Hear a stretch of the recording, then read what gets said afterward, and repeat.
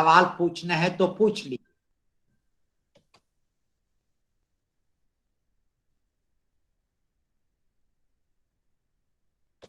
अगर कोई क्वेश्चन पूछना है तो पूछ लीजिए, जो मैंने कल आपको सैंपलिंग में बताया है।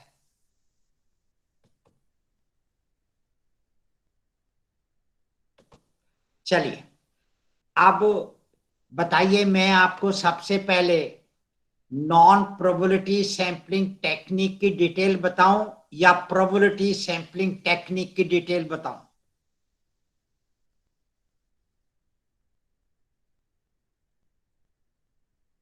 प्रोबेबिलिटी। अब मैं आपको पहले नॉन प्रोबेबिलिटी सैंपलिंग बताऊं या प्रोबेबिलिटी सैंपलिंग बताऊं? Sir probability. Probability sampling, okay. चलिए जी, तो मैं आपको प्रोबेबिलिटी सैंपलिंग बताता हूं। और मैंने कल बताया था कि इसको हम प्रोबेबिलिटी सैंपलिंग क्यों कहते हैं, क्योंकि इसके अंदर हमारे पास में जो फ्रेम होती है वो अवेलेबल है, यानी हमको पॉपुलेशन का साइज मालूम है। अगर पॉपुलेशन का साइज मालूम है तो हम लोग बाग हमेशा जो है प्रोबेबिलिटी ज्ञात कर सकते हैं। और इसके अंदर हमारे पास में ये अलग अलग हैं। अब देखिए, इनको मैं जो डिवाइड करता हूं कि आपकी पॉपुलेशन बेसिकली दो भागों में बढ़ती हैं। एक आपकी पॉपुलेशन जो वाइड स्प्रेड होती है और एक आपकी पॉपुलेशन जो वाइड स्प्रेड नहीं होती है। एग्जाम्पल, जैसे अगर मान लीजिए आप इंदौर की पॉपुलेशन लें तो वो वाइड स्प्रेड नहीं है, और अगर आप एमपी की पॉपुलेशन लें तो वो वाइड स्प्रेड है। अगर एमपी की पॉपुलेशन लें तो वो इंडिया के कॉन्टेक्स्ट में वाइड स्प्रेड नहीं है, फिर इंडिया की पॉपुलेशन वाइड स्प्रेड है। तो कौन सी पॉपुलेशन वाइड स्प्रेड होती है या नहीं होती है, ये अंदाजा लगा सकते हो कि आप की और क्या हो सकता है। जैसे एमपी में आपका इंदौर है, भोपाल है, ये है, लेकिन एमपी पूरा एमपी भी हो सकता है। तो पूरे एमपी के कॉन्टेक्स्ट में देखें तो वो वाइड स्प्रेड है। भोपाल जबलपुर के कॉन्टेक्स्ट में देखें तो वाइड स्प्रेड नहीं है। तो जो पॉपुलेशन है उसको फिर मैं डिवाइड करता हूं कि भाई not wide spread.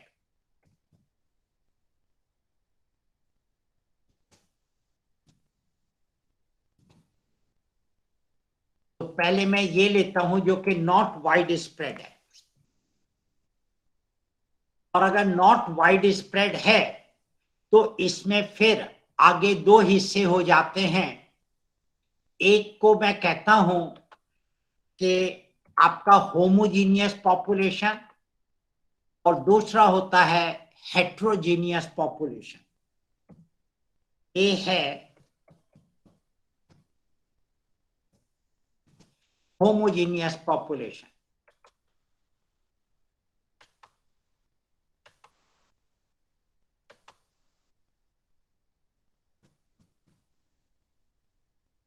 Homogeneous population, homogeneous को हिंदी में क्या कहते हैं?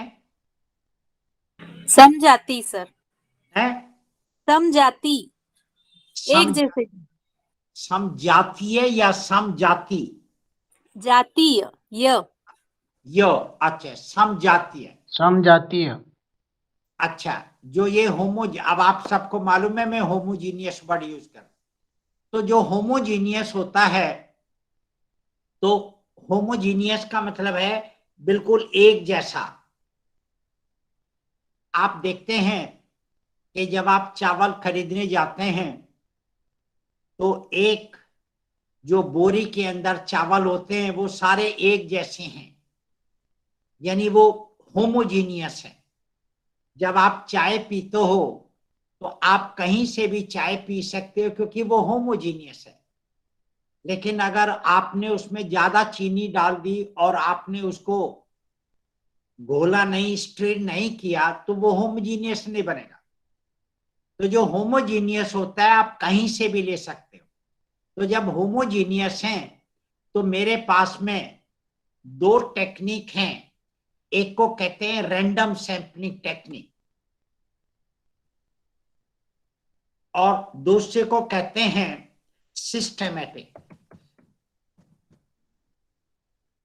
Systematic sampling technique. ये दो टेक्निक हैं जिनका के मैं उपयोग कर सकता हूं जब मेरे पास में होमोजीनियस पॉपुलेशन हो, नॉट वाइड स्प्रेड और होमोजीनियस हो। दूसरा है जब मेरे पास में हेट्रोजीनियस पॉपुलेशन है।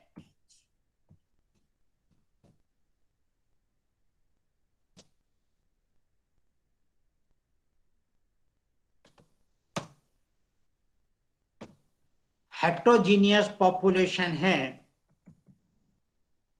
तो वहां पे मेरे पास में दो सैंपलिंग की टेक्निक है। एक को कहते हैं स्ट्रैटिफाइड रैंडम सैंपलिंग और दूसरे को कहते हैं स्ट्रैटिफाइड प्रोपोर्शनेट रैंडम सैंपलिंग। और अगर मान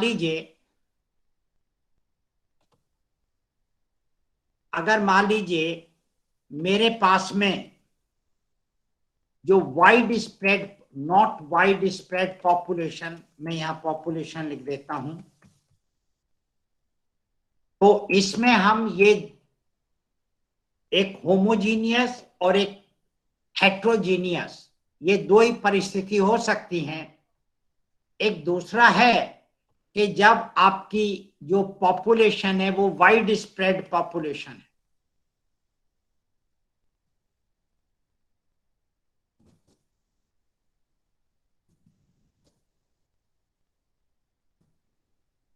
अगर वाइड स्प्रेड पॉपुलेशन है तो मेरे पास में दो टेक्निक हैं। एक टेक्निक को कहते हैं कि क्लस्टर सैंपलिंग और दूसरे को कहते हैं मल्टी स्टेज सैंपलिंग। ये दो ही मेरे पास में हैं जबकि मेरी पॉपुलेशन वाइड स्प्रेड हो तो मैं इनका उपयोग कर सकता हूं। अब लीजिए कि मैं आपको सब ये बात समझ में आ गई या नहीं आई? जी सर, बिल्कुल बहुत अच्छे से। अच्छा, ज्यादा अच्छे से आ गई क्या? सर आज तक कभी इस तरह से पढ़ा ही नहीं था, मतलब कंफ्यूजन होता था, बट आज रियल में समझ में आ गया। तो फिर धन्यवाद करो। जी sir, thank you very much. मैंने धन्यवाद किया, आपने अंग्रेजी में दिया। धन्यवाद सर। चलो, धन्यवाद धन्यवाद। थैंक यू जी, थैंक यू। चलिए आगे चलते हैं। अब देखिए, जब आपका होमोजीनियस है तो वहां पे रैंडम सैंपलिंग टेक्निक है। अब मैं आपको बता रहा था कि जब भी आप टाइटल लिखते हैं तो टाइटल से आपको पता चलता है कि आपकी पॉपुलेशन क्या है। मैंने टाइटल लिखते वक्त आपको बताया था, क्योंकि जब तक आपको पॉपुलेशन नहीं मालूम हो तब तक आप डिसाइड नहीं कर सकते हैं कि आप उसके सदस्य को सूचीबद्ध कर सकते हो या नहीं कर सकते, उसकी लिस्ट बना सकते हो या नहीं बना सकते हो। तो अगर मेरे को रैंडम सैंपलिंग करना हो तो मैं देखिए आपको एक टाइटल बताता हूं और फिर मैं ऑब्जेक्टिव बताता हूं। टाइटल से आपको केवल यही पता लगेगा कि यहाँ पे प्रोबेबिलिटी लगेगी या नॉन प्रोबेबिलिटी लगेगी। तो मैं रैंडम सैंपलिंग आपको पहले लेता हूं और मैं एक टाइटल लिख के बताता हूं। अगर मान लीजिए मेरा टाइटल है और study of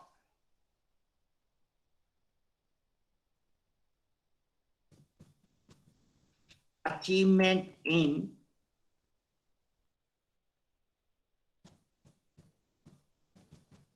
mathematics in relation to reasoning and stress of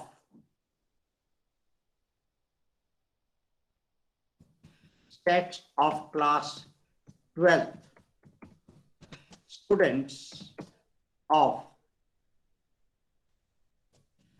government senior secondary schools of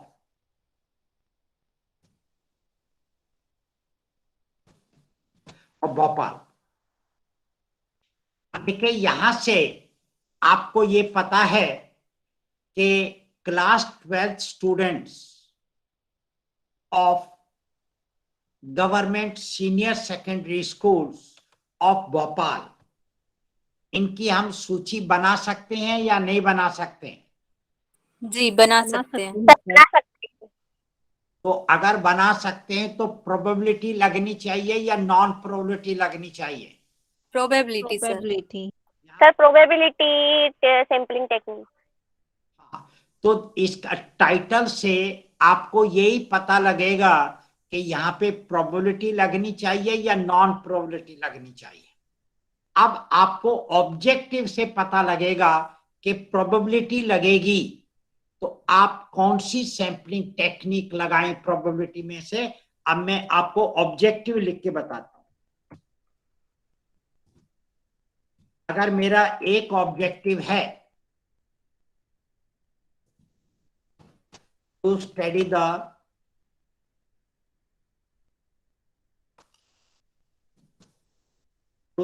the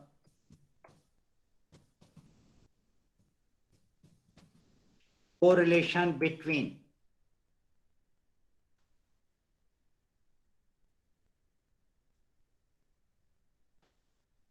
achievement in mathematics and reasoning of students। दूसरा है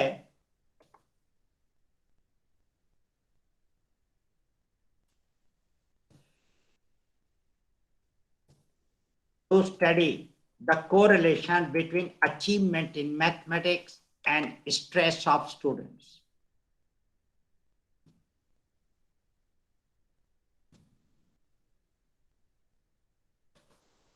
तीसरा अगर मैं लिखता हूं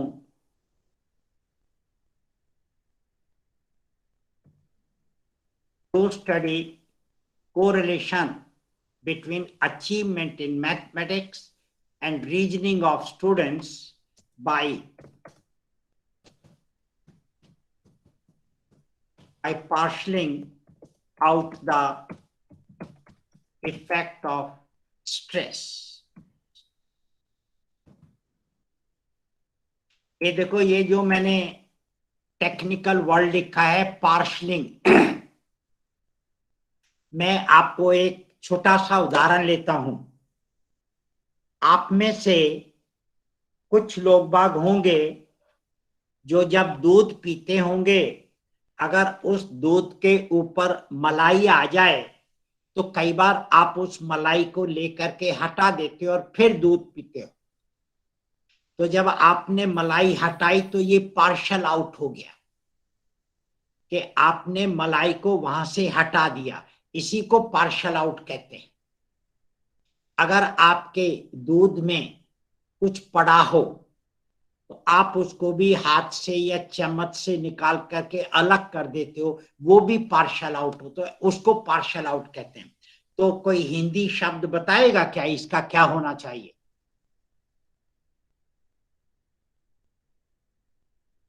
सर पार्शलिंग को तो आंशिक बोलेंगे, बट आउट को पार्शिक निगमन करके बोल सकते हैं। पता नहीं बेटा। हाँ बोलो भैया, कोई और बोल रहा था। हाँ बोलिए जी। और कौन बोल रहा था? लालू जी आप बोल रहे थे क्या?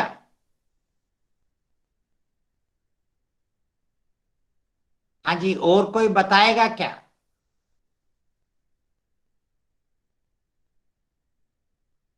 चलिए जी, तो अपन इसको ऐसे लेते हैं।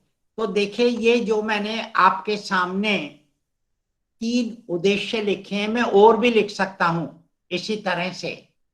तो यहाँ पे मैंने मैंने मेल और फीमेल बच्चे नहीं है, मेरे तो स्टूडेंट हैं, तो वो स्टूडेंट होने चाहिए। और अगर मैं ऐसा लिख दूं कि to study correlation between achievement in mathematics and reasoning of male students, तो हर जगह फिर मेल ही मेल स्टूडेंट लेने पड़ेंगे। तो जब ये होमोजीनियस होगा, क्योंकि जब मैं स्टूडेंट कह रहा हूं तो स्टूडेंट होना चाहिए, पेरेंट्स नहीं होना चाहिए, टीचर नहीं होना चाहिए, और वो स्टूडेंट भी होना चाहिए क्लास 12th का, और कहाँ का, गवर्नमेंट स्कूल का होना चाहिए, प्राइवेट का भी नहीं होना चाहिए। और वो कौन से स्कूल, कहाँ, भोपाल में, वो इंदौर में भी नहीं, जबलपुर में भी नहीं, रीवा में भी नहीं, ग्वालियर में, ये भोपाल का होना चाहिए, तब वो होमोजीनियस होगा। और जब वो होता है तो मैं इस तरह के ऑब्जेक्टिव लिख सकता हूं। अगर आप इसी के अंदर, जैसे मैं अभी बता रहा था, अगर केवल लड़के लड़के लेना चाहें तो वो भी होमोजीनियस हो गया आपका। तो वो भी आप कह सकते हो to study the correlation between achievement in mathematics and reasoning of male students. लेकिन फीमेल नहीं आएगा फिर इसके ऑब्जेक्टिव में। और अगर आप फीमेल स्टूडेंट्स लेना चाहते हैं केवल, तो फिर मेल नहीं आना चाहिए।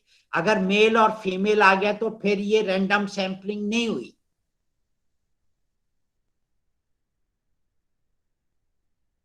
लीजिए, मैं एक और आपको, ये बात आ गई समझ में या नहीं आई? जी सर, आ गई। कि किस तरह से आपका उद्देश्य आपको बताएगा कि आप यहां पे रैंडम सैंपलिंग लगा सकते हो या नहीं लगा सकते। टाइटल आपको केवल बताएगा कि आप प्रोबेबिलिटी सैंपलिंग लगाओ या नॉन प्रोबेबिलिटी सैंपलिंग लगाओ। अब अगर मैंने ये उद्देश्य लिखे तो इसका मतलब कि यहां पे मैं रैंडम सैंपलिंग का यूज कर सकता हूं। और अगर रैंडम सैंपलिंग मेरे को यूज करनी है तो रैंडम सैंपलिंग कैसे करनी चाहिए, तो रैंडम सैंपलिंग कैसे करते हैं, अब वो मैं आपको बताना चाह रहा हूं। इससे पहले आपको इस सवाल पूछना है तो पूछ लीजिए। Any question any participant like to ask before I proceed further?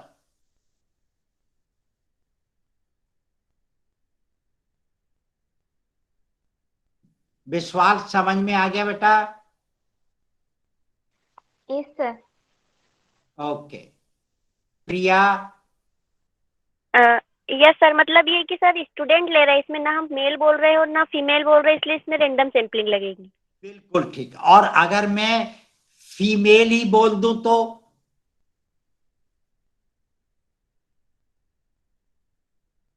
अगर मैं, हाँ सर, वही पूछ रहे कि अगर फिर मैं क्या केवल करें। फीमेल स्टूडेंट हर जगह लिख दूं तो फिर सर रैंडम सैंपलिंग नहीं लगा सकते हम। क्यों नहीं लगा सकते? आप सारे फीमेल फीमेल ले रही हो। सर सिर्फ फीमेल हो तो भी लगा सकते हैं, सिर्फ मेल हो तो भी लगा सकते हैं। नहीं, अगर एक ही उसमें दोनों नहीं होने चाहिए। आपके ओके सर। ऑब्जेक्टिव में दोनों नहीं होने चाहिए, कोई एक हो सकता है या कोई भी ना हो, तभी वो होमोजीनियस होगा। तारे समझ में आया क्या? Yes sir. बट सर जैसे अभी हमने यहाँ पर लिखा ऑब्जेक्टिव में कि रीजनिंग ऑफ मैथ्स, सॉरी, मतलब जो स्टूडेंट वर्ड हमने लिखा उसमें तो फीमेल और मेल दोनों आएंगे, गर्ल्स एंड बॉयज। नहीं, लेकिन हम हाँ स्टूडेंट सर, हाँ सर, वो भी मेरा भी वही कहना है कि ऐसा फिर कैसे होगा। नहीं, तो हमें कैसे पता चलेगा सर? नहीं, लेकिन हम उसके डेटा को अलग अलग एनालाइज नहीं करेंगे। जो ओके सर, मतलब सर पूरे स्टूडेंट का लेके चलेंगे हम, वहाँ ये नहीं बताएंगे कि मेल स्टूडेंट का ले रहे हैं कि फीमेल का ले रहे हैं। बिल्कुल ठीक, हम ये नहीं दर्शाएंगे कि ये जो अंक हैं ये मेल के हैं या फीमेल के हैं। हम तो कहेंगे ये अंक आए हैं रीजनिंग के, ये अंक आए हैं अचीवमेंट इन मैथमेटिक्स के। ये किसके हैं, जेंडर नाम को हम कुछ कहेंगे ही नहीं। ओके सर, अब समझ में आ ओके गया। सर, जेंडर स्पेसिफाई नहीं करना है, सिर्फ स्टूडेंट लिख लिख के दोनों जेंडर का हम कर सकते हैं। बस बस बस बस, तो सर ये होमोजीनियस होगी। ये होमोजीनियस। और अगर मैं केवल फीमेल फीमेल लिखूं तो भी होमोजीनियस हो गया, क्योंकि मैं मेल ले ही नहीं रहा हूं। Yes sir. तो आपको ये हाँ बोलिए लालू। यस सर, सही सर, ठीक है। हाँ, तो ये आपको जो ऑब्जेक्टिव, इसलिए टाइटल और ऑब्जेक्टिव बहुत सोच समझ करके लिखनी चाहिए। और ऑब्जेक्टिव आपके काफी प्रिसाइज होने चाहिए, पिन पॉइंटेड होने चाहिए।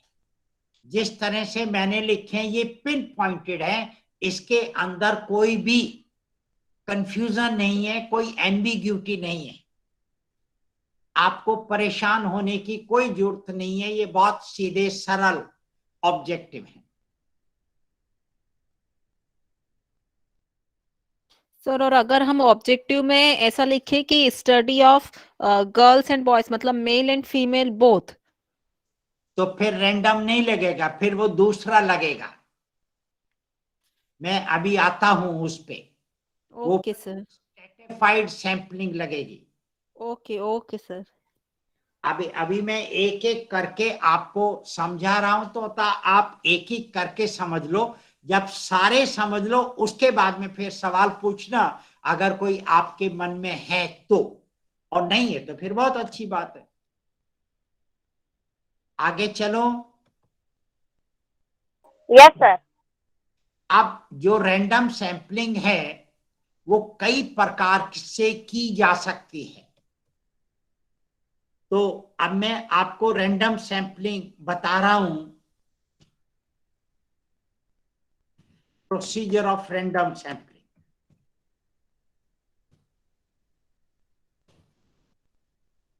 टेक्निक,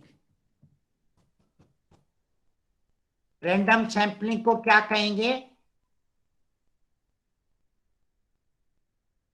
हिंदी में? प्रोबेबिलिटी है हिंदी में रैंडम सैंपलिंग यादृच्छिक चयन। अच्छा भैया, एक बार तृप्ति फिर बता दो। किसी स्टूडेंट को पूछना तो ये बता रही है तृप्ति गुप्ता, वो आप लिख लीजिए। हाँ बोलिए तृप्ति, एक बार और बता बेटे, धीरे धीरे। यादृच्छिक चयन प्रक्रिया।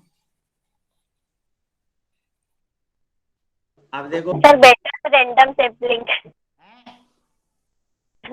सर रैंडम सैम्पलिंग ज्यादा बेटर है यादृच्छिक से। लेकिन बेटा ये तो फिर आप जानो ना, आप हिंदी वाले हो, मैं तो खैर कहीं का भी नहीं हूं, मैं क्या बताऊं इसमें जो है। जी सर, कई नाम तो इंग्लिश में ही अच्छे रहते हैं, बट जब बुक पढ़ते हैं ना टोटल हिंदी मीडियम वाली, तब फिर थोड़ा सा मीनिंग में कंफ्यूजन हो जाता है। तो आप तो हिंदी, दोनों चीज पढ़ने पड़ती है। तो हिंदी क्यों पढ़ती हो, आप अंग्रेजी वाली पढ़ो।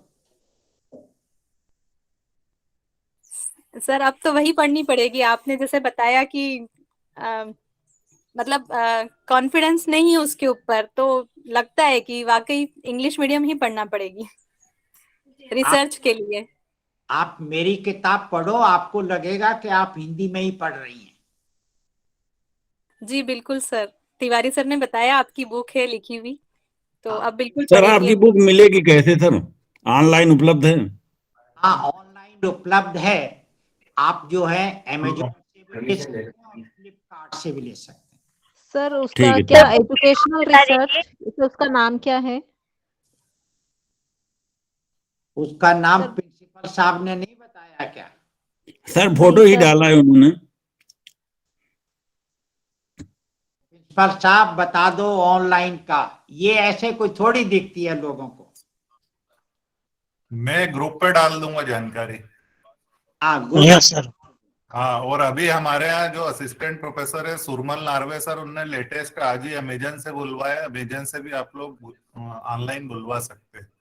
सबसे बड़ी विशेषता ये है कि इसमें जो हिंदी मीडियम का स्टूडेंट है वो भी इसको बहुत सरल तरीके से पढ़ सकता है। सर ने जो एग्जाम्पल और लैंग्वेज लिखे हैं वो बहुत ही सिंपल लैंग्वेज में लिखे हैं। हिंदी मीडियम का स्टूडेंट भी इसको आसानी से समझ सकता है।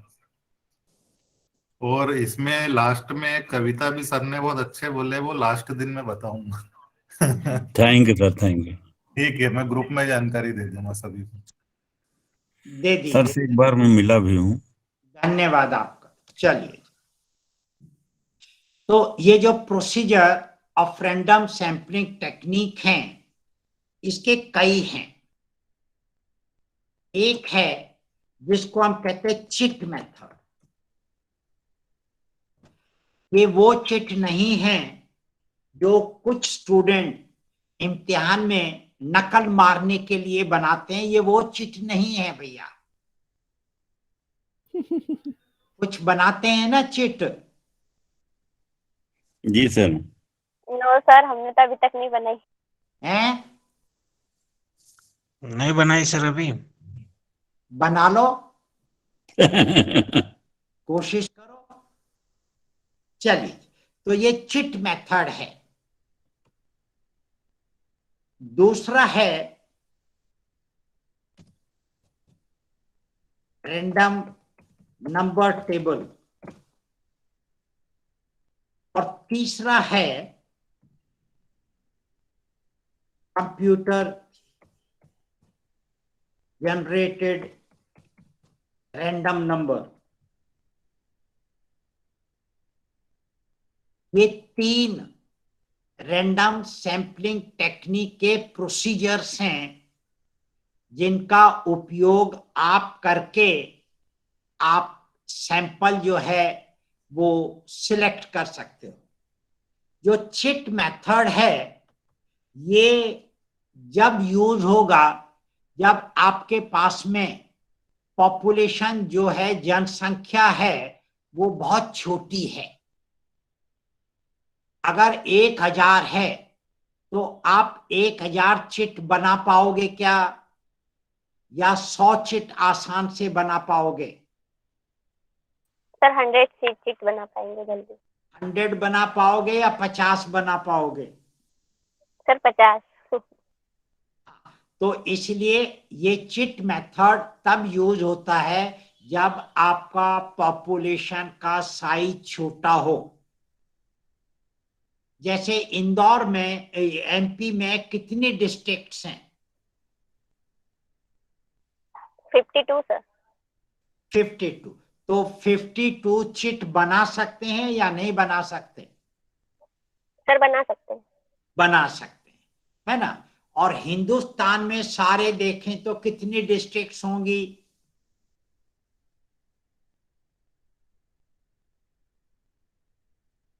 वो हजारों में होंगी, है ना। तो वहां चिट बनाना डिफिकल्ट है। तो चिट मेथड वहां यूज होता है जहां आपका पॉपुलेशन साइज छोटा हो। Chit method is to be used when population size is small। ठीक है।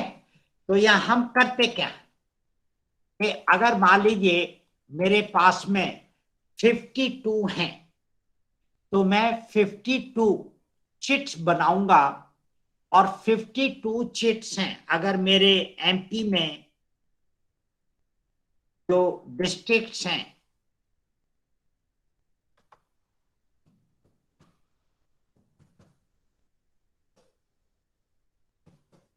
डिस्ट्रिक्ट्स इन एमपी जो आप बता रहे हो 52 है, तो मैं 52 चिट्स बनाऊंगा। और ये जो मैं चिट बनाऊंगा, ये सारी चिट एक कलर की होंगी, इनका साइज एक होगा। और इसमें जब आप फोल्ड करोगे, तो अगर एक चिट को आपने 3 फोल्ड किए हैं, तो हर चिट आपको 3-3 फोल्ड ही करनी पड़ेंगी, ताकि कोई भी व्यक्ति फोल्ड के हिसाब से किसी को आइडेंटिफाई ना कर पाए। और आप हर चिट पर डिस्ट्रिक्ट्स का नाम लिख दोगे, और या आपने डिस्ट्रिक्ट्स की सूची बना रखी है, तो आप एक एक चिट पे नंबर लिख सकते हो, 1 2 3। एक चिट पे एक ही नंबर होगा, तो 52 आप चिट्स बना लेंगे। और इन 52 चिट्स को अब आप एक किसी भी बर्तन में रख सकते हैं, और इसको अच्छी तरह से हिला लीजिए, शेक कर लीजिए, मिला लीजिए। और जब ये अच्छी तरह से मिल जाए, तो आप एक चिट निकाल लीजिए। अगर आपने 52 में से, ये 52 आपका पॉपुलेशन हो गया, ये आपका पॉपुलेशन हो गया। और आपने मान लीजिए इसमें से 52 में से कितनी डिस्ट्रिक्ट्स आप लेना चाहते हैं?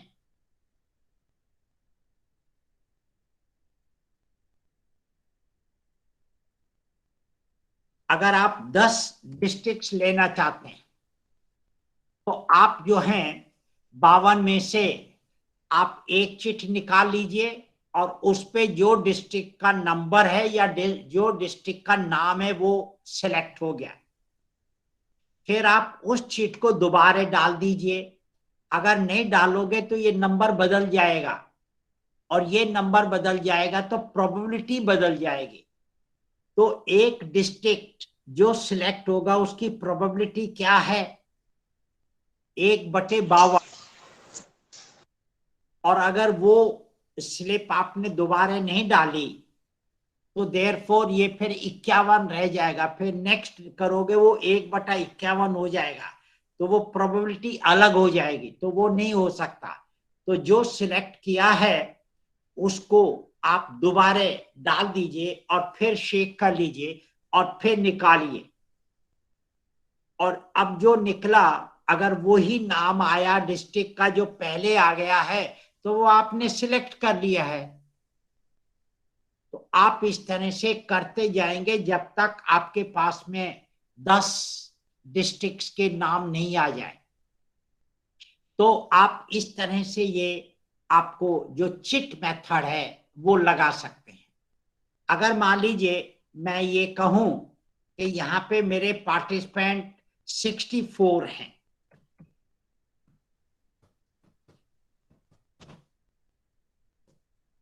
पार्टिसिपेंट 64 हैं यहाँ पे, और अगर मैं यहाँ पे सैंपल मान लीजिए लेना चाहूं 21 लोग बागों का, तो मैं 64 छोटी छोटी चिट बनाऊंगा, और हर चिट पे एक पार्टिसिपेंट का नाम लिख दूंगा, और उसके बाद में इनको मैं एक किसी भी बर्तन में डाल के हिला लूंगा, और उसके बाद में मैं एक चिट निकालूंगा।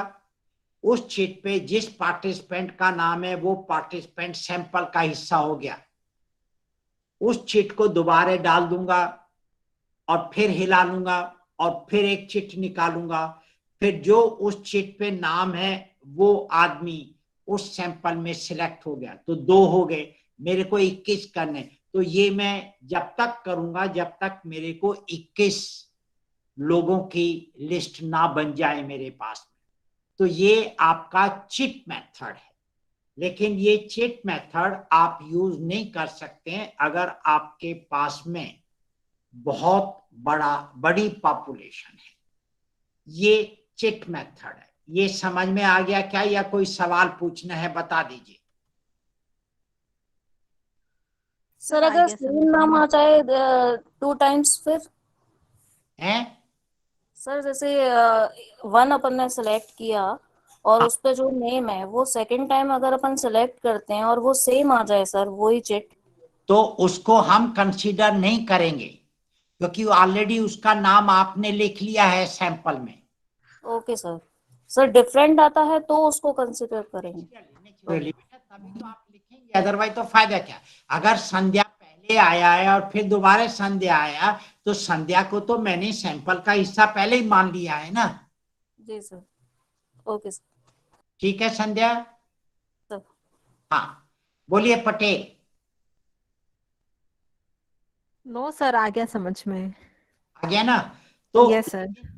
लेकिन ये तरीका, अगर आपकी पॉपुलेशन का साइज बड़ा होगा तो ये यूज नहीं हो सकता। तो अब है आपका रैंडम नंबर टेबल है, यहां पे कहते हैं use of random number table. तो यहां पे जैसे नाम है कि रैंडम नंबर, यानी जो आपके 0 से 1 तक हैं, 0 से 9 तक के जो ये नंबर हैं, ये रैंडमली अवेलेबल है, एक रो में और एक कॉलम में। तो एक टेबल होती है, बहुत बड़ी टेबल, जो कि हर स्टैटिस्टिक्स की किताब में या रिसर्च मेथोडोलॉजी की किताब में आपको मिल जाएगी। तो उसमें क्या करते हैं कि आपका जो पॉपुलेशन है, population size must be large.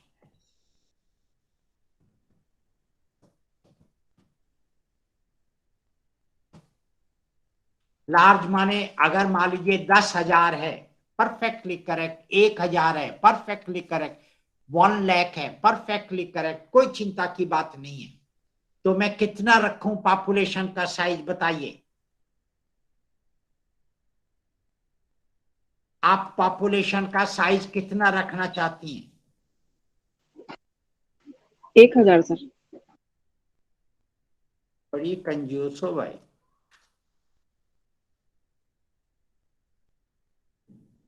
हाँ जी, कितना रखना चाहते हो आप? 10,000 तक, 10,000, 20,000। 10,000 और 20,000। प्रिया तारे, अच्छी बात है। संध्या जी तो बेचारी वो 1,000 में ठीक है ना संध्या? सर हम लार्ज बोल रहे हैं तो 1 लाख भी रख सकते हैं ना, क्योंकि यहाँ पे क्या है कि हम बोल ही रहे हैं कि पॉपुलेशन का साइज बहुत ज्यादा होता है, बड़ा है। आप 1 करोड़ भी रख सकते हैं, क्यों नहीं रख सकते, दिक्कत क्या है? तो कितना रखना बताइए? 10,000। चलो, ओके आप सर। 1 लाख। आपको 10,000 अगर रखने हैं तो देखिए, चिट बनानी तो बहुत मुश्किल है 10,000। तो इसमें से आप सैंपल कितना लेना चाहेंगे? सर 500 या चलो, फिर 100। आप 500 लेना चाहते हैं, कोई दिक्कत नहीं, आप 500 लेना चाहते हैं। अब मैं क्या करूंगा कि मेरे जो ये 10,000 हैं, इनको मैं सीरियल नंबर दे सकता हूं। एक लिस्ट तो बनानी पड़ेगी या नहीं? हाँ सर, लिस्ट तो बना सकते हैं। तो लिस्ट बनाएंगे तो हम इनको सीरियल नंबर दे सकते हैं, 1 से लेकर के 10,000। या तो ये दे सकते हैं, या दे सकते हैं 0 से लेकर के 999 तक, या 1 9 और आएगा। भाई आप क्या सर, एक बार रिपीट कर दीजिए। आप 10,000 हैं मेरे पास में, तो जो 10,000 होंगे उनको मैं सीरियल नंबर 1 2 3 4 5 ऐसे दे सकता हूं या नहीं दे सकता हूं? जी जी, दे सकते हैं सर। सर दे सकते हैं ना। तो लास्ट नंबर क्या आएगा? सर 10,000 ये तो खुद ही नंबर सीरियली है ना। हाँ, तो 10,000 आएगा। अगर मैं यस 0 सर। से स्टार्ट करूं तो लास्ट नंबर क्या आना चाहिए? 9,999। 9,999 मैंने लिख दिया। ठीक है, ये आप पे निर्भर करता है कि आप 0 से स्टार्ट करती हैं सीरियल नंबर देना या 1 से स्टार्ट करते, कोई फर्क नहीं पड़ता, जिससे भी आप स्टार्ट करो। फर्क कहां पड़ेगा मैं आपको बता दूंगा। यहां तक बात समझ में आ गई? Okay sir. जी सर। आप सबसे पहले जितने भी आपकी पॉपुलेशन के सदस्य हैं उनको सूचीबद्ध कर लीजिए और उनका सीरियल नंबर दे दीजिए। और उसके बाद में लीजिए मैं एक आपको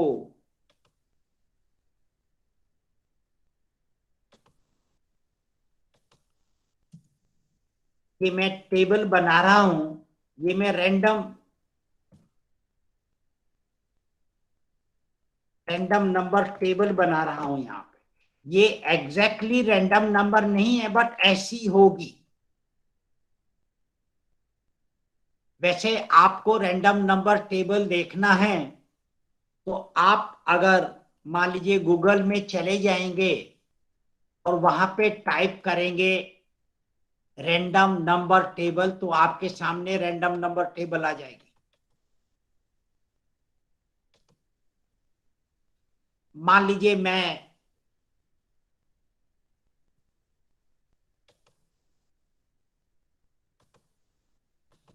ये आपके सामने कुछ लिख रहा हूं।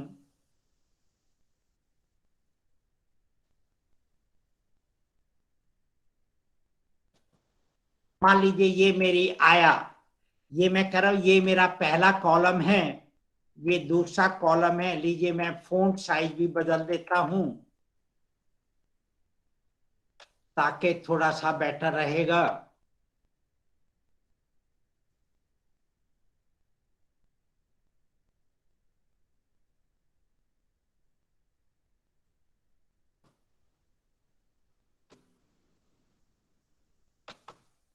मैं फॉन्ट साइज 16 करूं, चलो 16 कर देता हूं। देखो आपको दिखेगा या नहीं दिखेगा, ये दिख जाएगा क्या? Yes sir. या और छोटे करने से भी दिखेगा? ये तीसरा है, ये चौथा, ये पांचवा, छठा, ये सातवां है, ये आठवां है, ये नवां है, ये 10वां है, ये 11 है, ये 12 है, ये 13 है, ये 14 है, ये 15 है, ये 16 है। इस तरह से ये कॉलम है आपके। ये जो एक कॉलम है इसमें 0 से लेकर के 9 तक के जो ये डिजिट हैं, हर digit equal number of times आता है। अगर 5 3 बार आ रहा है तो 0 भी 3 बार आएगा, 1 भी 3 बार आएगा, 2 भी 3 बार आएगा, 3 भी 3 बार आएगा, 4 भी 3 बार आएगा, 5 भी 3 बार आएगा, 6 भी 3 बार आएगा, 7 भी 3 बार आएगा, 8 भी 3 बार आएगा, 9 भी 3 बार आएगा, 10 भी 3 बार आएगा, रो में भी और कॉलम में भी। ये इसका रूल है। तो ये जो टेबल बनती है, तो हालांकि मैं जो बनाऊंगा ये हो सकता है उतनी अच्छी तो ना बने, बट मैं कोशिश करता हूं। आपका ये नंबर कुछ भी हो सकता है।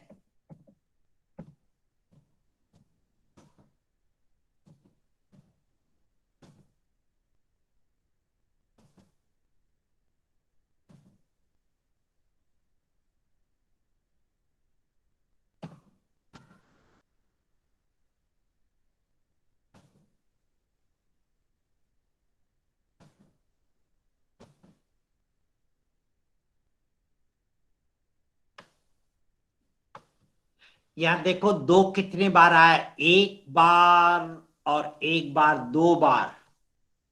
ये 2 बार आया है। 8 कितनी बार आया, 1 बार और 2 बार। 4 कितनी बार आया, 1 बार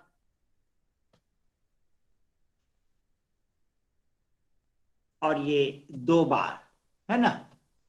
तो इस तरह से आप देखेंगे तो ये बहुत बड़ी है।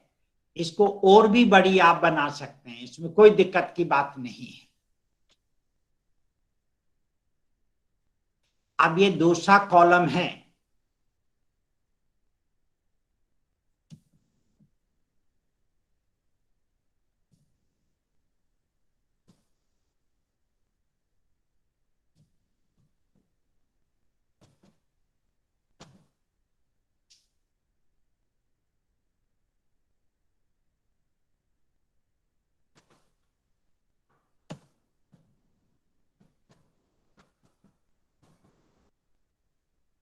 ये एग्जैक्टली अभी ये नहीं बनेगी मेरे से, बट अप्रोक्सीमेटली उसी तरह की बन जाएगी, कोई दिक्कत की बात नहीं।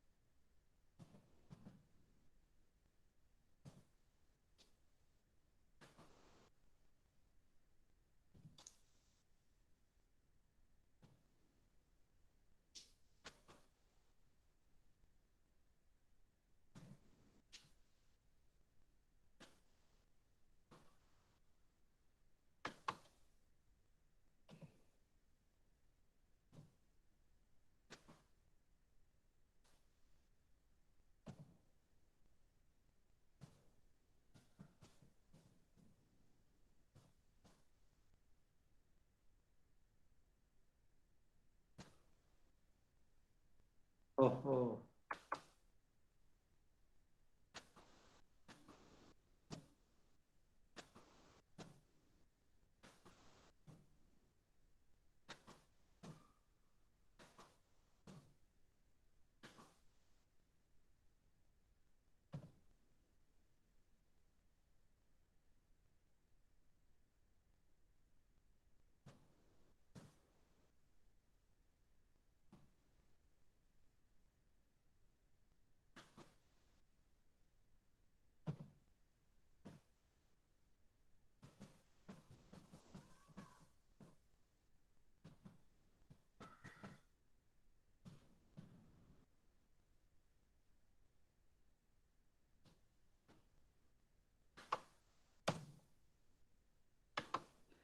I'm taking little time, but don't worry about it.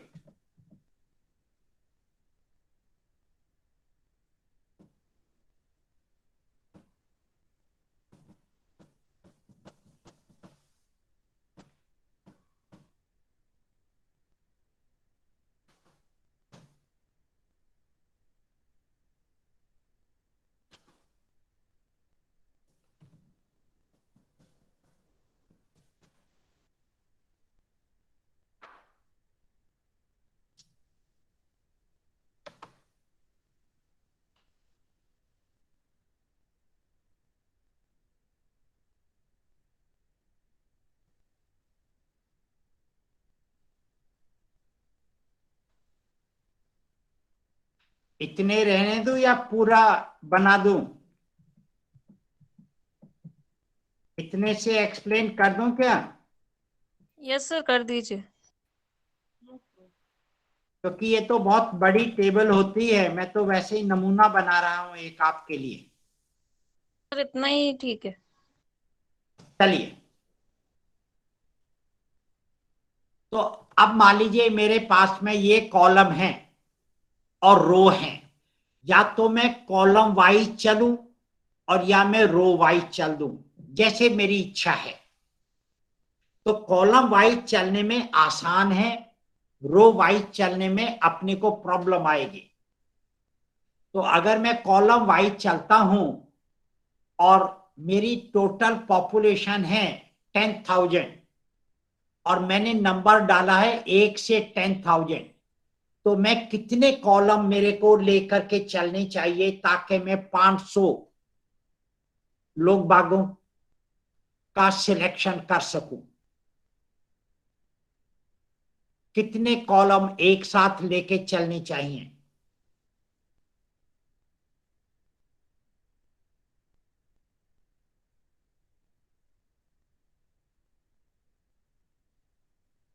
Question समझ में आया या नहीं आया? नो सर, No, एक बार sir. फिर से बताइए। मेरे पास में 10,000 लोग बाग हैं। मैंने उनको सीरियल नंबर दिया 1 से 10,000 और मेरे को सिलेक्ट करने हैं 500। तो मैं ये जितने मेरे कॉलम हैं इनमें से मैं कितने कॉलम लेकर के चलूं ताकि मैं एक के बाद एक, एक बाद एक के बाद एक, ताकि मैं 500 लोगों का चयन कर पाऊं। सर 10 ले 20 देखिए, अगर मैं एक कॉलम लेकर के चलता हूं तो एक कॉलम से हमेशा आपका कौन सिलेक्ट होने के, कौन से लोग बाग सिलेक्ट होने के चांसेस हैं जिनका सीरियल नंबर 1 से 9 है, क्योंकि एक कॉलम में तो एक ही डिजिट है ना। बात आई समझ में या नहीं?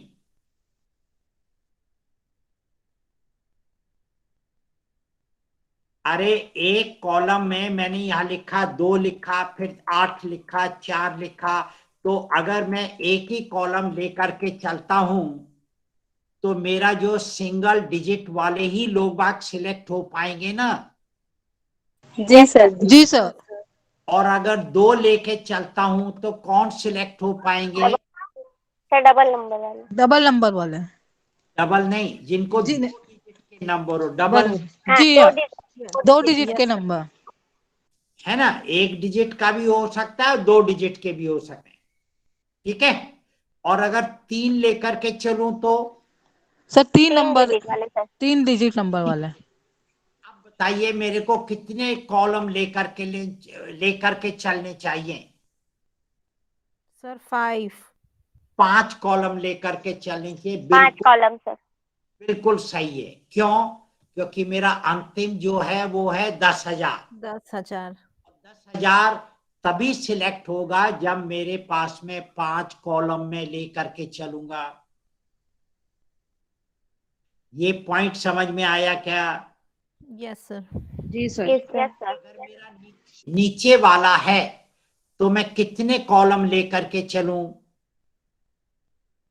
4। 4 कॉलम लेकर के चलूं। ठीक है ना? अब आपको समझ में आ गया कि रैंडम नंबर टेबल में कितने कॉलम आपको एक साथ लेकर के चलने हैं, इसका चयन आप कैसे करेंगे? पॉपुलेशन से सर। पॉपुलेशन का जो आखिरी नंबर है टेम्पल। वो 4 डिजिट का है या 2 डिजिट का या 3 डिजिट का, उस पर निर्भर करेगा। और ये उस पर भी निर्भर करेगा कि आपने जो सीरियल नंबर देना स्टार्ट किया है वो 0 से स्टार्ट किया या 1 से स्टार्ट किया।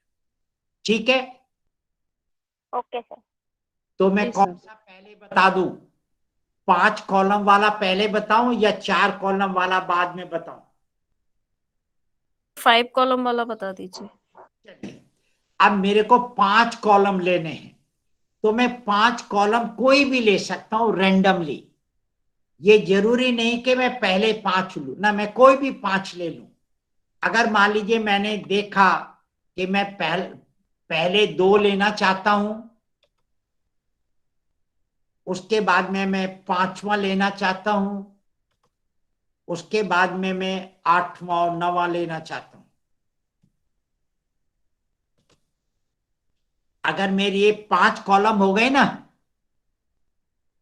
Yes sir. तो अब मैं कौन सी रो से स्टार्ट करूं ये मेरे पे डिपेंड करता है। मैं जरूरी नहीं कि मैं पहली रो से स्टार्ट करूं, नहीं, मैं तीसरी रो से स्टार्ट कर सकता हूं। अगर मैं तीसरी रो से स्टार्ट करूंगा तो पहला नंबर क्या आ जाएगा यहां पे? 4। नहीं, पूरा बताओ। 4। 41,287। तो ये आ जाएगा 41,287।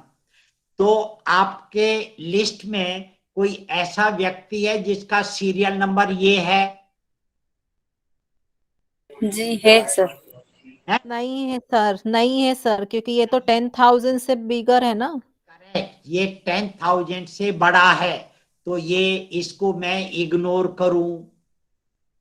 नेक्स्ट वाला, अब मैं इस सीरियल में चलूंगा। नेक्स्ट वाला क्या आएगा?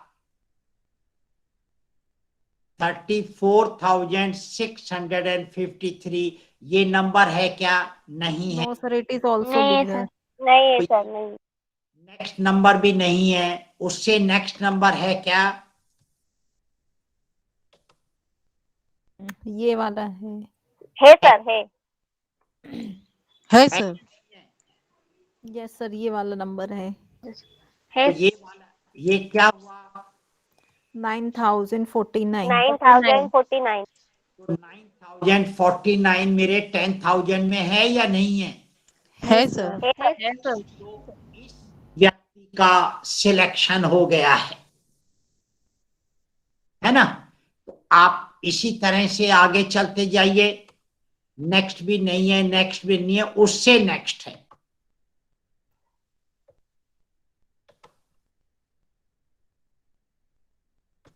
तो उससे नेक्स्ट में किसका सिलेक्शन आया? 7,120। 7,120। तो आपके कितने लोग बाग सिलेक्ट हो गए? 2। 2 सिलेक्ट। तो इस तरह से आप ये चलते चले जाइए, और जब तक ये खत्म हो जाए फिर 5 सिलेक्ट कर लो कोई भी कॉलम, और फिर यही प्रक्रिया चालू। ये जब तक चालू किए जब तक के आपको 500 लोगों की सूची मिल जाए। अगर आपने 0 से 999 किए हैं तो मैं क्या करूंगा? 4 कॉलम लेंगे। 4 कॉलम सिलेक्ट करेंगे। 4 कॉलम ले लूंगा। मान लीजिए मैंने ये 4 कॉलम, ये 9th वाला मैं हटा देता हूं। मैं ये कॉलम ले लेता और मैं तीसरे से स्टार्ट करता हूं, तो मेरा पहला नंबर क्या आ गया?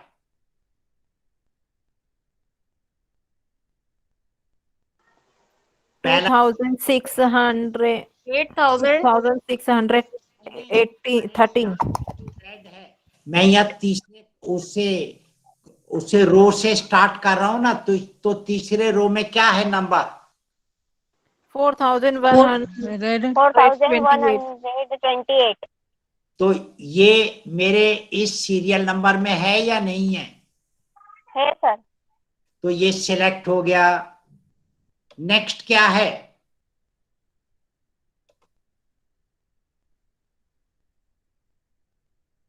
नाइन 904।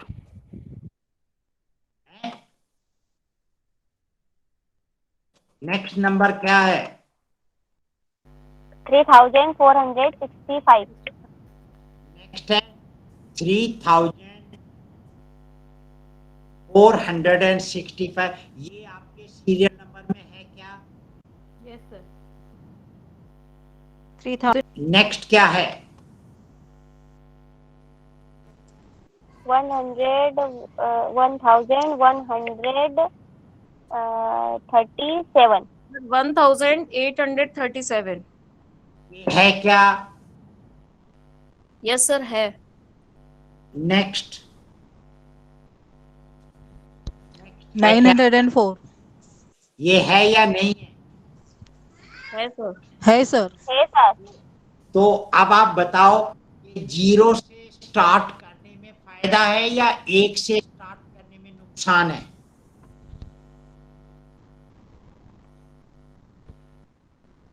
सर 0 से, क्योंकि सर, पूरी जितने कम कॉलम रहेंगे कॉलम उतने सही लेंगे, रहेगा। उतना लेना पड़ेगा, इसलिए। एक करके बोलो, बोलो कौन बोलेगा पहले? सर, प्रिया जितने बोलो। कम कॉलम रहेंगे।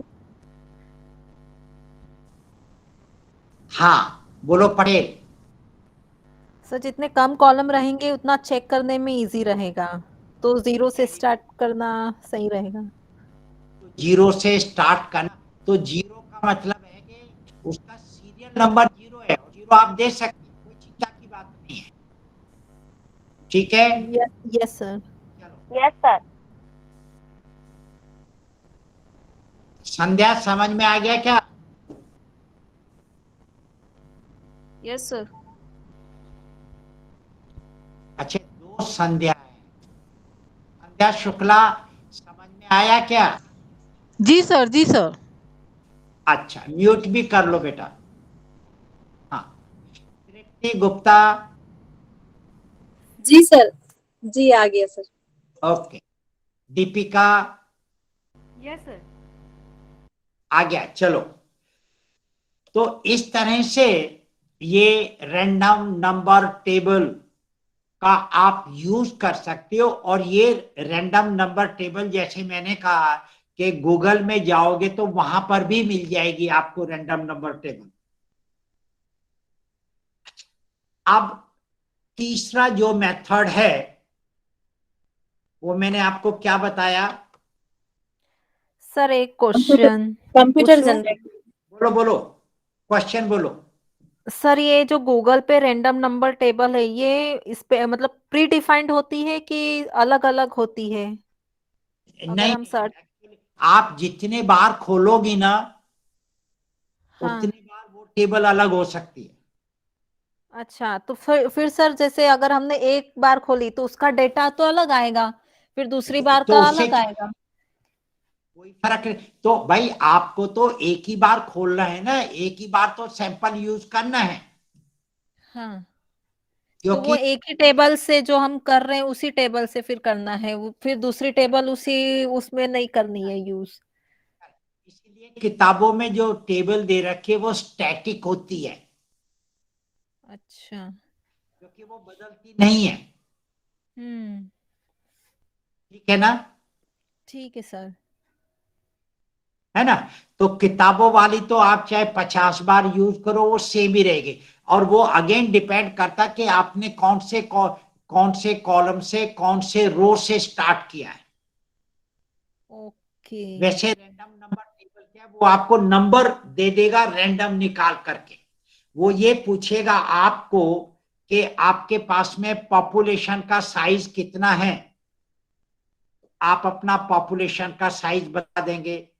फिर वो पूछेगा आपका, आपने किस नंबर से स्टार्ट किया है, अगर 1 से स्टार्ट किया तो 1 कह लीजिए, 0 से स्टार्ट किया तो 0 कह दीजिए, 15 से स्टार्ट किया तो 15 कह दीजिए, और लास्ट नंबर बता दीजिए। फिर वो पूछेगा आपको कितने सैंपल चाहिए, तो वो इमीडिएटली आपको नंबर दे देगा, सिलेक्ट करके, अपने आप सिलेक्ट करके नंबर दे देगा। ओके। ठीक है?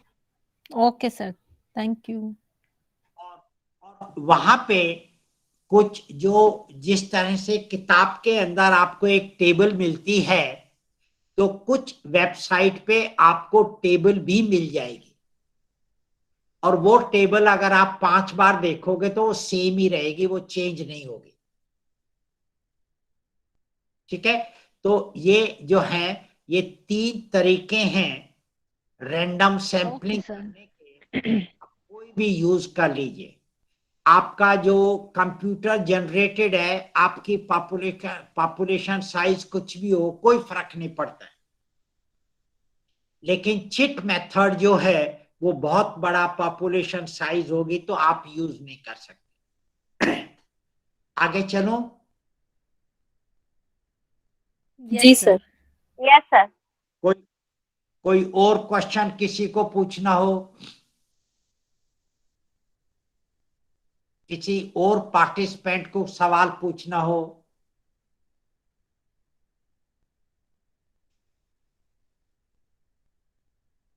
विश्वाल, आपको समझ में आ गया या कोई क्वेश्चन पूछना चाहती हो? समझ में आ गया सर। ओके, चलिए मैं आगे चलता हूं। अब मेरा जो अनदर है वो है सिस्टेमेटिक सैंपलिंग। ये सिस्टमैटिक सैंपलिंग हम कहाँ यूज करते हैं, मैं आपको ये पहले बता दूं। देखिए, अगर आप इंदौर में पहली दफा आए हैं और आप अपने बच्चे का एडमिशन कराना चाहते हैं, तो आप जो हैं नॉर्मली क्या करोगे कि आप जानकारी किससे लोगे, आप कितने लोगों से जानकारी लोगे और कैसे लोगे। एक तो ये तरीका है कि आप अगर मान लीजिए मॉर्निंग वॉक करने जाते हैं और पार्क में वहां मान लीजिए 50 लोग बाग आते हैं और आप 50 में से 5 लोगों से पूछना चाहते हैं, तो 50 में से 5 लोगों से पूछना चाहते हैं तो आप हर 10वें आदमी से पूछो। फिर तो आपने काउंट करना स्टार्ट किया और जब 10वां आदमी आया उससे पूछ लिया कि भैया यहाँ पे कौन सा स्कूल आपकी नजरों में सबसे अच्छा स्कूल है, आपने नोट कर लीजिए। फिर काउंट किया, फिर 10वां आदमी आया, फिर आपने नोट कर लिया। अगर आप अभी इलेक्शन हो रहे हैं और आपको मालूम है कई बार कि एग्जिट पोल होते हैं, तो क्या करते हैं वो लोग बात, वो ये करते हैं कि एग्जिट पोल में मान लीजिए जैसे यूपी में अभी हो रहा है, यूपी में होगा, है ना, और दूसरी जगह भी होगा, पंजाब में भी होएगा, तो गोवा में भी होगा इस तरह। तो ये यूपी में अगर मान लीजिए आप मेरठ में जाते हैं, और तो मेरठ एक जगह है, मेरठ में जो है अगर आप दुकान वालों से पूछें कि और किसी से भी पूछ लें कि कौन सा समय है जबकि मैक्सिमम लोग बाग किसी पर्टिकुलर मार्केट में आते हैं। अब मैं दिल्ली का रहना हूं, मैं आपको बता सकता हूं, चांदनी चौक में आप चले जाइए तो चांदनी चौक में शाम को आपको सर्दियों में 4 बजे से 8 बजे तक काफी लोग बाग मिलेंगे। आप जो हैं यहाँ पे शॉपिंग के दो बहुत इंपॉर्टेंट वो हैं, एक सरोजनी नगर मार्केट है और एक लाजपत नगर मार्केट है। आप यहां पर भी शाम को जाओगे तो आपको ढेर सारे लोग बाग मिलेंगे। तो आप मान लीजिए इंदौर में गए और इंदौर में सॉरी, अब मैं यूपी की बात कर रहा था, मेरठ में गए और वहां दुकान वालों से पूछा कि भैया यहाँ बताओगे कि कौन सी जगह मैक्सिमम लोग बाग इधर उधर आते जाते हैं शाम को या सुबह। तो टाइम आपको बता देते हैं कि इस मार्केट में आप चले जाइए तो इसमें आपको ज्यादातर लोग बाग इतने बजे से इतने बजे तक मिलेंगे। आप वहां जाकर के जो दुकान वाले हैं उनसे पूछोगे कि भैया यहाँ पे अक्सर कितने लोग बाग आते हैं, तो वो लोग बाग अगर ये कह दें कि यहाँ पे अक्सर 10,000 लोग बाग आते हैं बिटवीन 4 बजे से लेकर के 6 बजे के बीच में, या 4 बजे से 8 बजे के बीच में, अगर वो कहें कि यहाँ पे अक्सर 20,000 लोग बाग आते हैं, ये वहां पे पॉपुलेशन होगी।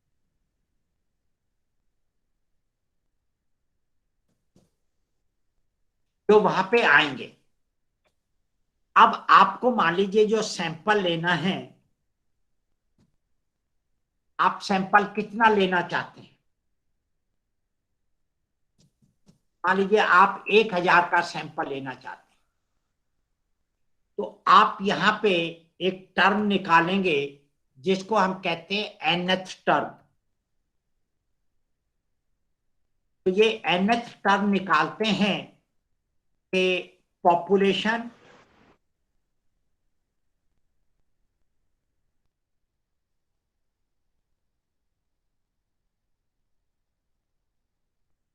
Divided by the sample population size divided by the sample size. तो पॉपुलेशन साइज यहाँ पे 20,000 है और सैंपल साइज यहाँ पे 1000 है, तो ये आया 20। 20। तो आप क्या करेंगे कि आप मेरठ में जो वो जगह हैं वहां पे आप चले गए, और अगर आप अकेले हैं तो आप एक जगह खड़े हो जाइए। जो लेफ्ट हैंड साइड से आए और जो राइट हैंड साइड की तरफ जा रहे हैं, आप उनसे लेना चाहोगे, या जो राइट हैंड साइड से लेफ्ट हैंड साइड की तरफ जा रहे हैं उनसे लेना चाहोगे? आप डिसाइड कर लीजिए। आप कहें कि मैं तो राइट हैंड साइड से लेफ्ट हैंड साइड जाने वालों से लूंगा, तो आप कहीं से भी स्टार्ट कर दीजिए और काउंट कर लीजिए। जैसे 20वां आदमी आया, उससे आप पूछ सकते हैं कि भैया इन पार्टी में से आपके नजरों में कौन सी पार्टी जीतने वाली है। उसका नाम नहीं पूछना, कुछ नहीं पूछना, वो 2 मिनट में, क्योंकि वो ज्यादा देर नहीं रुकेगा। आप नोट कर लीजिए, फिर काउंट कर लीजिए, फिर 20वां आदमी आया, फिर कर लीजिए। ये प्रोसेस जब तक कीजिए जब तक आपके पास में 1000 लोगों का डेटा ना आए। जब 1000 आ गया तो आप फिर अगर चाहें किसी दूसरी जगह चले जाइए, या आप वहीं पे कोई दूसरी जगह दूसरी साइड में खड़े हो जाइए। अभी आपने किया था कि जो राइट हैंड साइड से लेफ्ट हैंड साइड जा रहे थे, अब कहीं दूसरी जगह वहीं खड़े हो करके आप जो लेफ्ट हैंड साइड से राइट हैंड साइड में जा रहे हैं उनसे ले लीजिए। तो जैसे आपकी इच्छा है आप कर सकते हैं। तो ये सिस्टमैटिक सैंपलिंग वहां लगती है जहां पर के आपकी पॉपुलेशन होमोजीनियस हो। आप यहाँ पे उनको बिल्कुल भी डिवाइड नहीं कर रहे हैं, ना एज, ना जेंडर, किसी भी, ना क्वालिफिकेशन, कुछ भी नहीं। आपको यही तो पूछना है। तो इसी तरह से जैसे मैंने वो स्कूल वाला पूछा, तो वो आप ऐसा भी कर सकते हैं। आप मार्केट में जा रहे हैं और तो आप मान लीजिए एक जगह खड़े हो जाए और पूछ लीजिए, काउंट कर लीजिए, उनसे पूछ लीजिए कि भाई कितने लोग बाग आएंगे, और इसी तरह से आप नंबर निकाल लीजिए और फिर पूछ लीजिए। तो सिस्टमैटिक सैंपलिंग का नॉर्मली यूज हम वहां करते हैं जहां कोई पॉपुलर चीज आपको पता लगानी हो कि कौन सा अच्छा स्कूल है, कौन सी अच्छी मार्केट है ना, या कपड़े इंदौर में कौन सी जगह अच्छे मिलते हैं। इस तरह की बातें आपको करनी है तो आप सिस्टमैटिक सैंपलिंग कर सकते हैं। एजुकेशन में सिस्टमैटिक सैंपलिंग आप कर सकते हैं, प्रोवाइडेड आपको ये पता लगाना हो कि कौन सा अच्छा स्कूल है या कौन सी अच्छी कॉलोनी है जहां पर के रहा जाए, वो बात भी आप कर सकते हैं। तो ये सिस्टमैटिक सैंपलिंग वहां यूज होगी। कोई सवाल पूछना है क्या आपको सिस्टमैटिक सैंपलिंग का?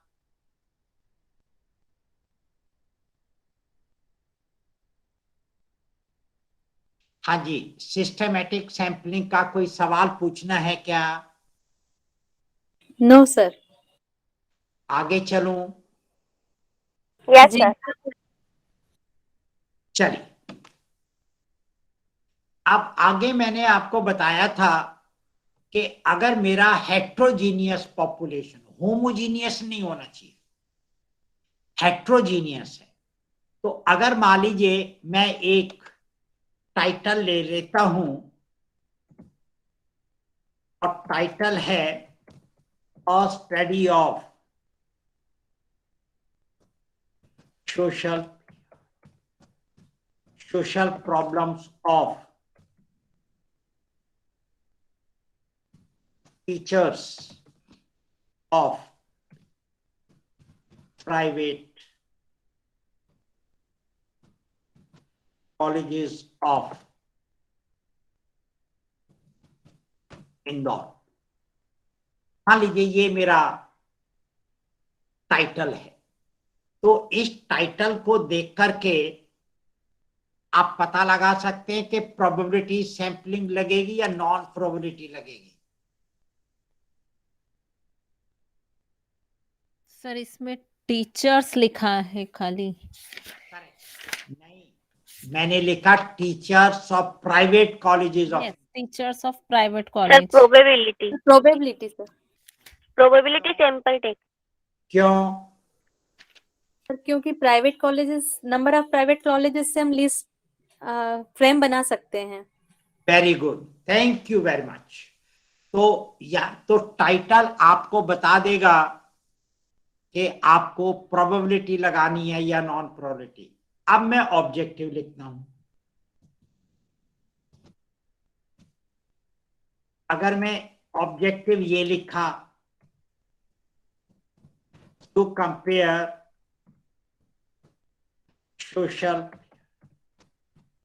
social problems of male and female teachers.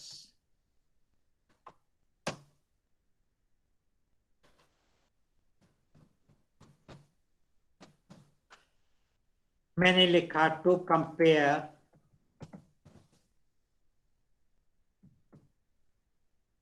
social problems of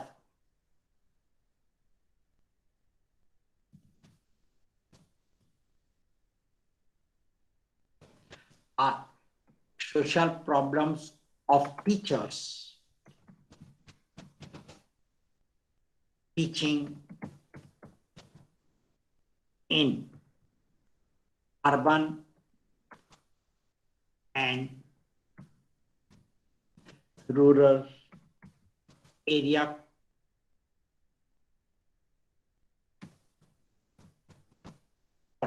or social problems of teachers belonging to rural and urban area. चलो, teachers belonging to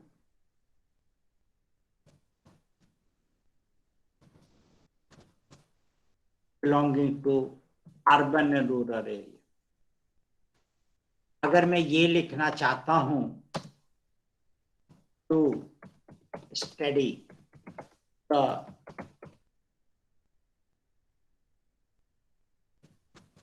influence of gender,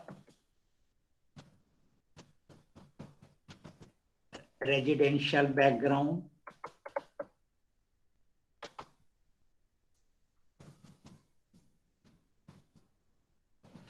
and their interaction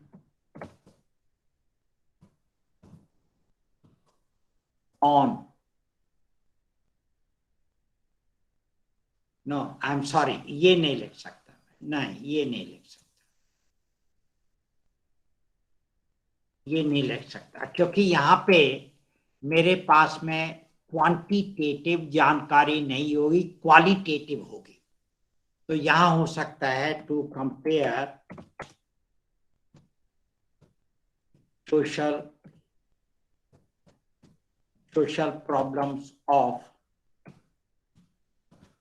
male and female teachers belonging to urban area। दूसरा मेरा ये हो सकता है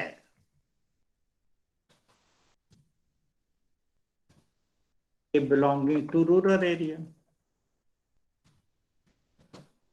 इस तरह से मैं और कई लिख सकता हूं।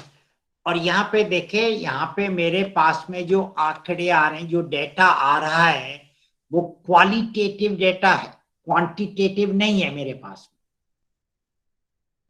तो अगर आपके पास में एक चर है जिससे संबंधित क्वालिटेटिव डेटा आए, तो आप लिख सकते हैं ऐसे। अब आप देखिए, अगर मैं, तो मेरे पास में ये टीचर्स ऑफ प्राइवेट कॉलेजेस हैं, तो टीचर्स ऑफ प्राइवेट कॉलेजेस की पॉपुलेशन कितनी होगी?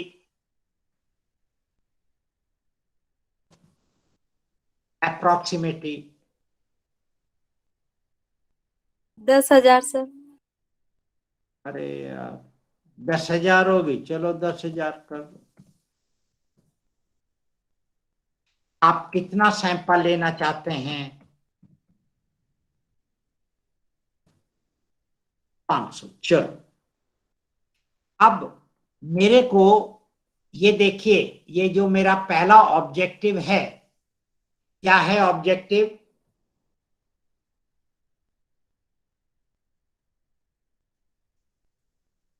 ऑब्जेक्टिव क्या है? Compare social problems of male and female teachers. तो यहाँ पे मेरे को जानकारी किस किस से लेनी है? मेल टीचर्स और फीमेल टीचर्स। तो इस पॉपुलेशन में से मेरे को ये पता लगाना होगा कि कितने मेल हैं और कितने फीमेल हैं। मैं पता लगा सकता हूं या नहीं लगा सकता? लगा सकते हैं सर। लगा सकते हैं सर। तो मैं जेंडर के हिसाब से मैं इसको बाइफरकेट कर दूंगा कि मेल में और फीमेल में। अगर मान लीजिए मेरे पास में जो ये पॉपुलेशन है, इसका अगर मेल मान लीजिए सपोज करके ये 40% है और फीमेल कितने परसेंट हो जाएंगे? 60%। फीमेल आपके 60% हो जाएंगे। सिंपल है।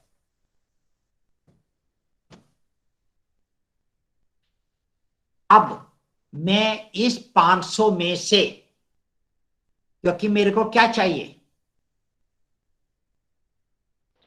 नंबर चाहिए सर। कितने? सर मेल एंड फीमेल के कितने चाहिए? 500। 500। मेरे को 500 चाहिए मेल और फीमेल मिला करके। अब इसका मतलब है कि 440% का मतलब है कि ये मेल है मेरे 4,000 और फीमेल है मेरे कितने? 6,000। 6,000। अगर मैं मान लीजिए मेल और फीमेल मैं 250 मेल ले रहा हूं 4,000 में से और 6,000 में से 250 आपके फीमेल ले रहा।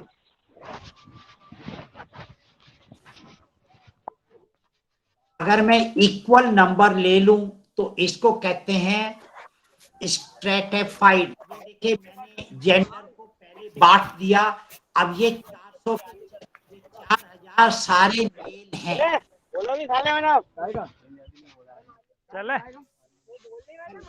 हेलो,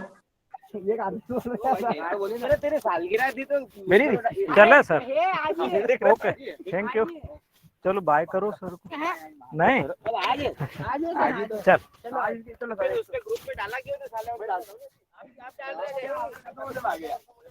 अरे मुकेश यादव जी,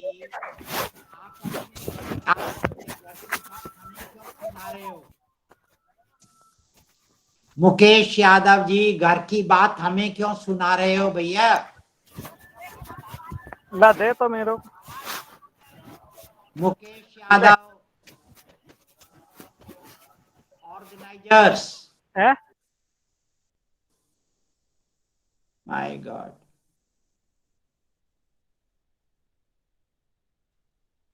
भैया प्रिंसिपल साहब से निवेदन है कि वो सबको म्यूट करें। जी सर। और जी आप सर। इनको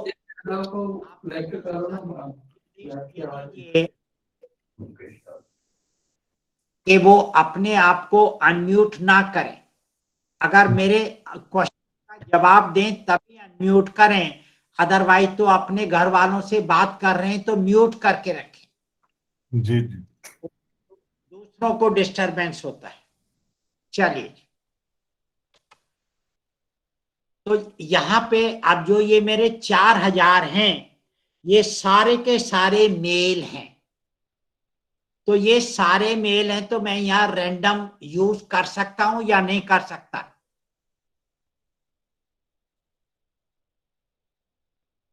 अब 4000 में से मैं 250 रैंडमली ले सकता हूं या नहीं ले सकता?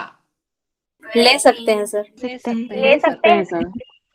यहाँ पे ये 6000 हैं, 6000 में से मैं 250 रैंडमली ले सकता हूं क्योंकि ये होमोजीनियस है, इसलिए इसका जो नाम है स्ट्रेटिफाइड रैंडम सैंपलिंग है। तो यानी पहले आप इसको विभाजित करोगे 2 समूह में, 3 समूह में, 4 समूह में, जितना भी आपको करना है, और उसके बाद में फिर आप इसको हम कहते हैं स्ट्रेटम, अंग्रेजी में इसको स्ट्रेटम कहते हैं। ये मेरे 2 स्ट्रेटा हो गए, एक स्ट्रेटम हो गया मेल और एक फीमेल, तो स्ट्रेटम सिंगुलर है और स्ट्रेटा प्लूरल है। तो आपको जो हिंदी में कहना है कह लीजिए। तो मैंने ये 250 यहां लिए और 250 यहां लिए, और जो ये तरीका है इसको मैं कहता हूं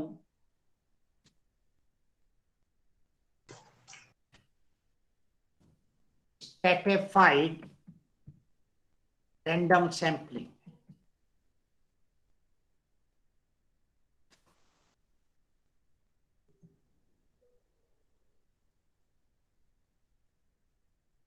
तो ये स्ट्रेटिफाइड रैंडम सैंपलिंग हो गई। अब अगर मैं स्ट्रेटिफाइड रैंडम सैंपलिंग करता हूं तो इसमें आप देखते हैं कि जो मेल हैं वो ज्यादा रिप्रेजेंट हो रहे हैं और फीमेल कम रिप्रेजेंट हो रही हैं। क्यों? क्योंकि 250 मैंने 4000 में से लिया और यहां मैं 250 6000 में से ले रहा हूं। तो अगर आप स्ट्रेटिफाइड रैंडम सैंपलिंग करती हैं तो एक ग्रुप ज्यादा रिप्रेजेंट हो जाएगा और दूसरा ग्रुप कम रिप्रेजेंट हो जाएगा। लेकिन अगर मेरे को 500 लेना है तो 500 का 40% क्या हो गया? 200 200 हो गया। और 60% क्या हो गया? 300। 300 हो गया। अब मैंने यहाँ पे ये इनके प्रपोर्शन में ले लिया, तो ये हो जाएगा आपका स्ट्रेटिफाइड प्रपोर्शनेट रैंडम सैंपलिंग हो जाएगी। तो अब ये बताओ कि इसमें स्ट्रेटिफाइड प्रपोर्शनेट रैंडम सैंपलिंग में आप कोई भी ग्रुप ओवर रिप्रेजेंट हुआ क्या? नो।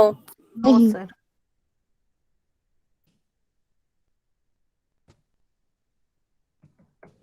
तो ये आप पे डिपेंड करता है कि आप जो है स्ट्रेटिफाइड प्रपोर्शनेट रैंडम सैंपलिंग लगाना चाहती हैं या आप स्ट्रेटिफाइड रैंडम सैंपलिंग लगाना चाहती हैं, ये आप पे डिपेंड करता है।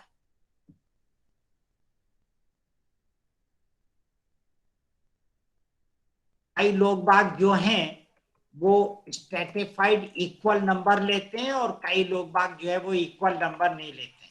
तो ये है हो गया आपका। अब आपको रैंडम तो करना आ गया कि अब आप जो है 4000 में से 200 रैंडमली ले लेंगे और 6000 में से 300 रैंडमली लेंगे। ये बात समझ में आ गई क्या? यस जी सर। Yes sir. अच्छा, अब अगर मान लीजिए मेरे को अर्बन और रूरल भी लेना है तो ये मेल अर्बन के होने चाहिए और मेल रूरल के होने चाहिए, फीमेल अर्बन के भी होने चाहिए और फीमेल आपके रूरल के भी होने चाहिए।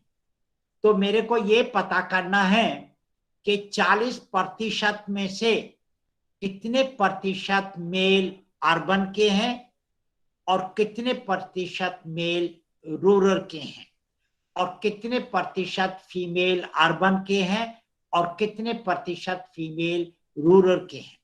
उसके हिसाब से मैं पॉपुलेशन का निकाल लूंगा और फिर मैं उनका वो निकाल सकता हूं। आपको ये बात समझ में आई क्या? Yes sir. जी सर। मान लीजिए मैं ये कहता हूं कि मेरे जो मेल हैं ये अर्बन और ये रूरल, ये 40% हैं। अगर मैं कहूं कि अर्बन के मेरे पास में मान लीजिए 30% हैं और रूरल के मेरे पास में 10% है। अब यहाँ पे फीमेल हैं।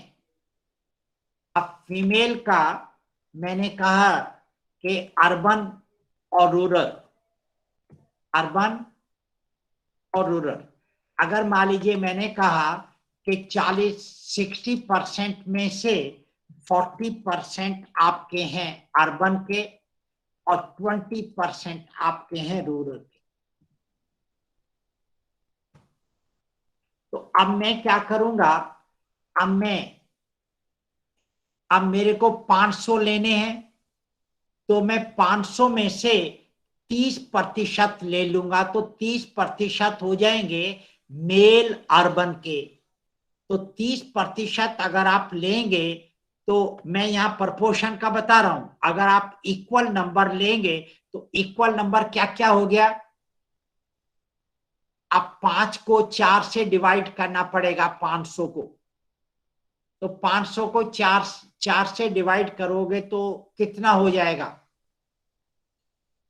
वो आपका स्ट्रेटिफाइड रैंडम सैंपलिंग हो जाएगा अगर आप इक्वल नंबर ले रहे हैं। तो इक्वल नंबर कितना हो जाएगा, 125 तो ये 125 125 125 125 ले रहे हो, तो ये आपका स्ट्रेटिफाइड रैंडम सैंपलिंग हो गया। और अगर आप 500 में से आप 30% ले रहे हो, तो 30% कितने हो गए, 150 हो गए। 10% कितने हो गए, 50 हो गए। तो ये आपके, इसका मतलब मेल अर्बन के 150 लेने हैं और मेल रूरल के आपको 50 लेने हैं। और यहाँ पे फिर 40% है, तो 40% कम तो ये 200 हो गए, और 20% है, 20% कम तो ये 100 हो गए। तो देखिए 150 प्लस 250, 200 और 200 400 और 100 500। तो आपको मेल के अर्बन 150 लेने हैं, मेल के रूरल 50 लेने हैं, और फीमेल के अर्बन 200 लेने हैं और फीमेल के अर्बन रूरल। ये यहाँ पे जो 1000 का 30% कितना हो जाएगा, 3000 हो जाएगा। तो ये 150 आपको 3000 में से लेने, 50 आपको 1000 में से लेने हैं। ये पता लग जाएगा ना। Yes sir. जी। तो ये आपका स्ट्रेटिफिकेशन हो गया, जबकि आपने 2 वेरिएबल लेकर के स्ट्रेटिफाइड कर लिया, एक जेंडर ले लिया और एक रेजिडेंशियल बैकग्राउंड ले लिया। ठीक है, चलिए, तो मैं इसको यहीं आज बंद कर रहा हूं। कोई सवाल हो तो पूछ लीजिए।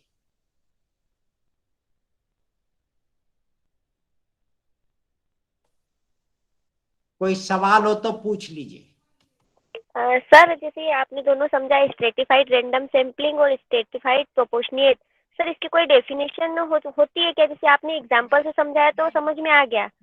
नहीं, कोई डेफिनेशन नहीं होती। Okay sir. कोई डेफिनेशन नहीं। और कोई सवाल किसी को पूछना हो, बोलो विश्वाल।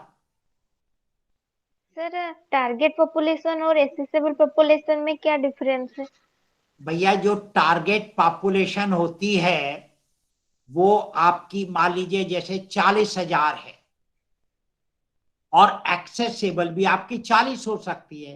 टारगेट आपकी 40 हो सकती है, लेकिन एक्सेशन आपकी 40 नहीं। एक्सेशन माने जिससे आप रियली डेटा कलेक्ट करते हो, वो एक्सेशन होती है। और टारगेट वाली होती है जो पूरा हो। जैसे मान लीजिए अगर आप भुवनेश्वर में कहां पे हैं आप, विश्वाल? RI के हॉस्टल में हूँ सर। वैसे कहाँ की रहने वाली हो? बालेश्वर। फिर दोबारा बोलना। बालेश्वर। मालिक, खैर मेरे को नहीं मालूम है वहां का। तो वहां पे क्या है कि अगर मान लीजिए आपने देखा कि आपकी पॉपुलेशन इतनी है, लेकिन आप उनसे तो सैंपल नहीं ले सकते हो, तो जो अब आपने पॉपुलेशन डिसाइड की वो आपकी पॉपुलेशन हो गई अब, जिससे आप सैंपल ले रहे हैं। वैसे जो पॉपुलेशन हमेशा वही पॉपुलेशन होती है जिससे आप सैंपल लेना चाहते हैं, ठीक है। तो वैसे ऐसा कोई एक्सेसिबल पॉपुलेशन ये है, वो इस नाम की कोई चीज नहीं होती है, बट कई इंडिया वालों ने अपनी अकल लगा रखी है और ये टर्म्स लिखा हुआ है, अदरवाइज तो पॉपुलेशन इज पॉपुलेशन। ठीक है, okay sir, thank you sir. All right, चलिए जी। Thank you sir. Thank you sir. Thank you. Thank you sir. Thank you. Thank you sir.